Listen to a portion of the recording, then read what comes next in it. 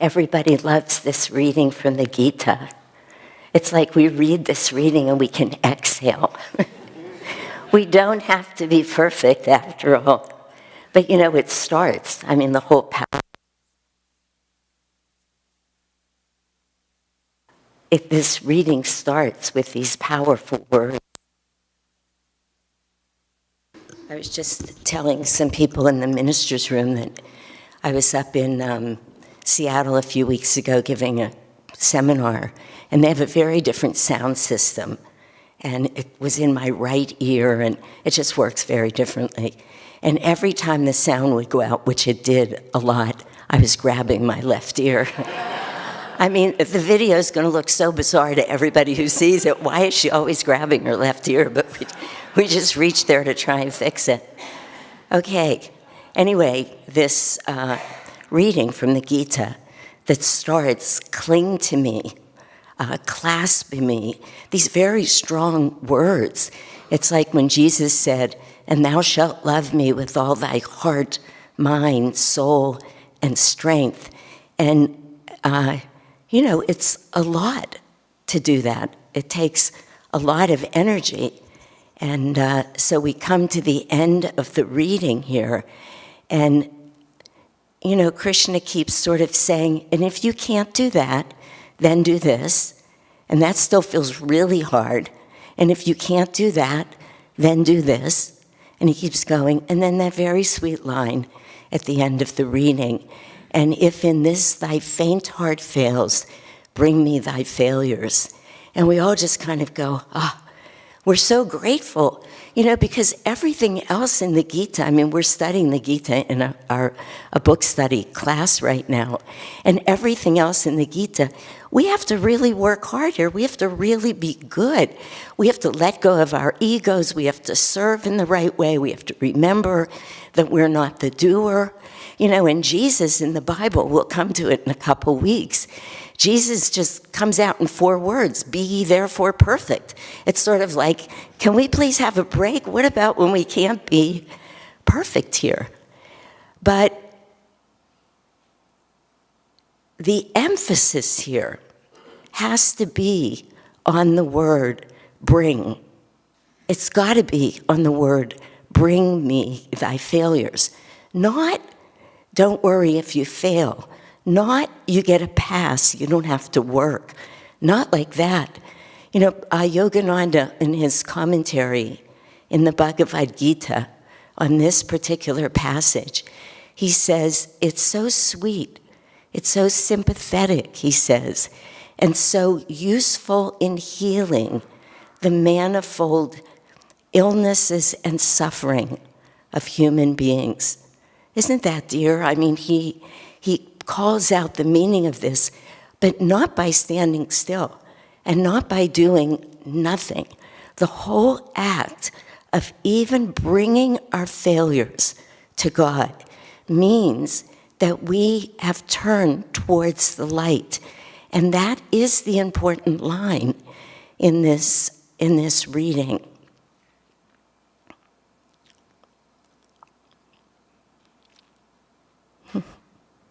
It's really weird. Every once in a while that just happens. All of a sudden you don't have a thought in your head. Not a thought. It's just the strangest thing. It's like, wow, I've been thinking about this for 24 hours now. But there it went. Maybe it's perfect. I'm totally out of my mind, folks. Just do what we said. Turn towards the light. Everything will be good. There's 2 very important concepts in this reading also that I want to focus on before we leave it. One is what it means when Krishna says, bring me thy failures. He's talking about our ability to bring our devotion to God, to bring the fullness and the richness of our hearts and to offer it up to God.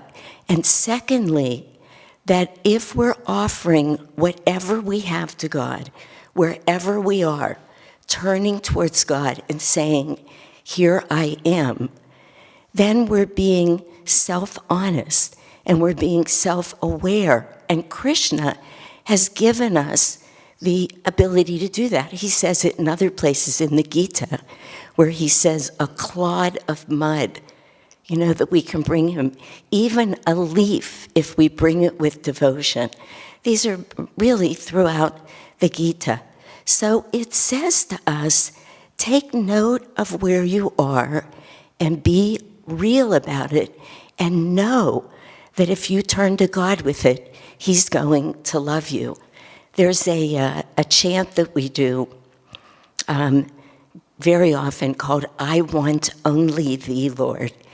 And for years, I love the chant, but for years, every time we're chanting it, I have this thought back here, like I'm saying, I want only thee, and then I'm thinking, sometimes I really would rather watch a movie than meditate.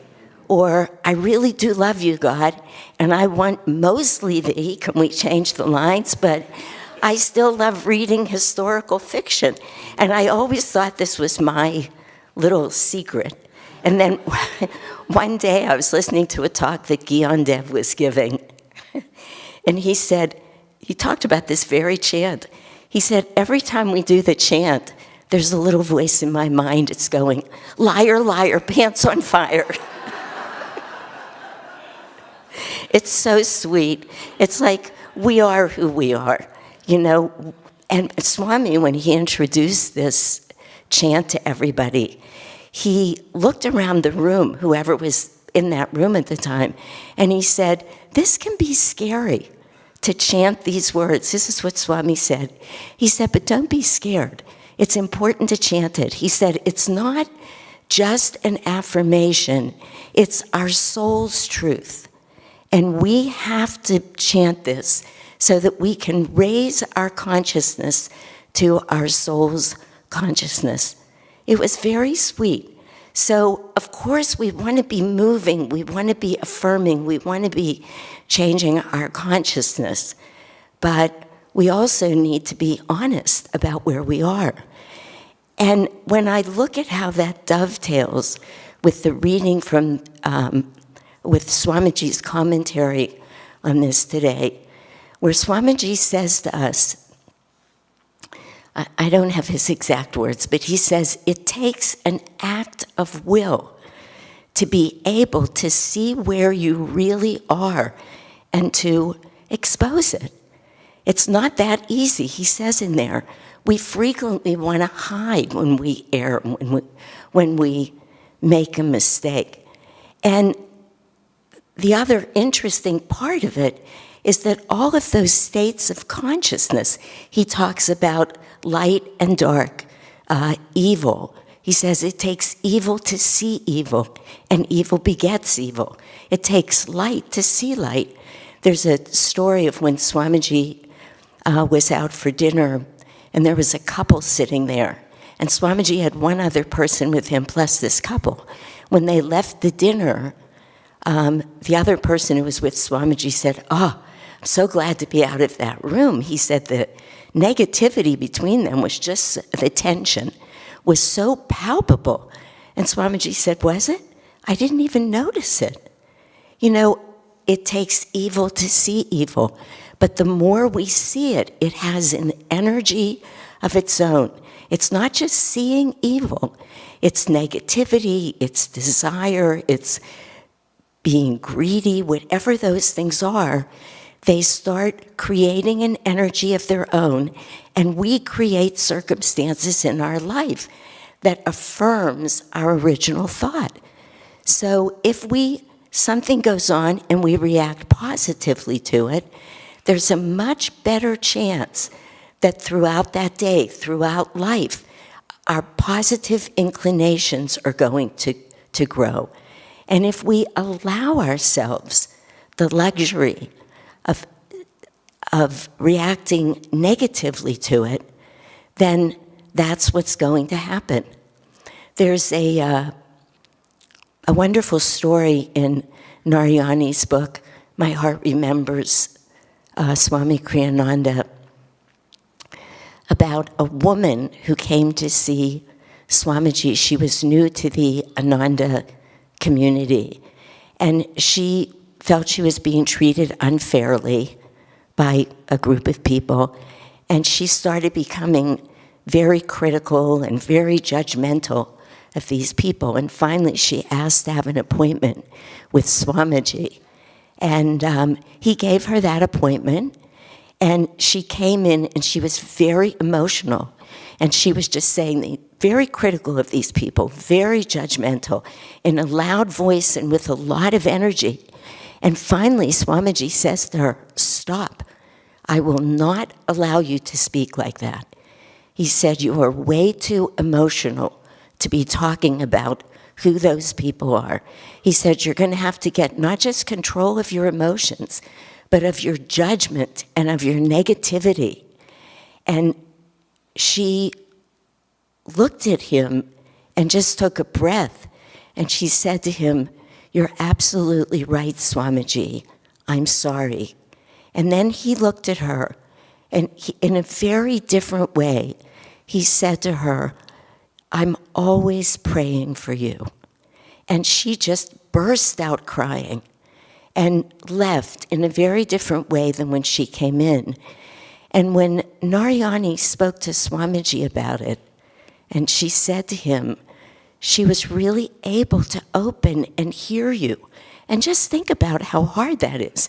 You walk into the room, you have your case all together. We've probably all been there. And it's a righteous case. You know, you're making some very good points. And Swamiji just stops you and said, "No, you're too negative, you're too judgmental." But she had that courage to turn around and say to him, "You're right." And he said to Narayani, he said, "You know, what she was saying was the truth. She's been treated very unfairly." He said, "But that wasn't her lesson.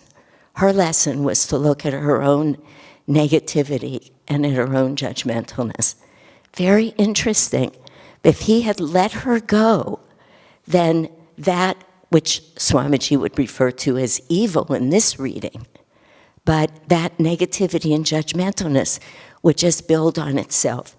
But instead, she knew in her heart to stop.